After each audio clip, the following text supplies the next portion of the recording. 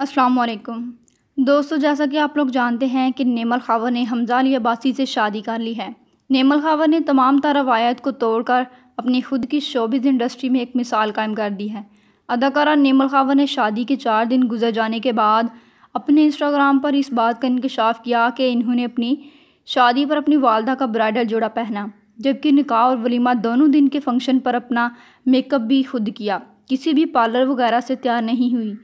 नेमल खावर के इंस्टाग्राम को अगर गौर से पढ़ा जाए तो उन्होंने कहा कि मेरी ख्वाहिश थी कि मैं अपनी शादी पर अपनी अम्मी के निकाह का जोड़ा पहनूं।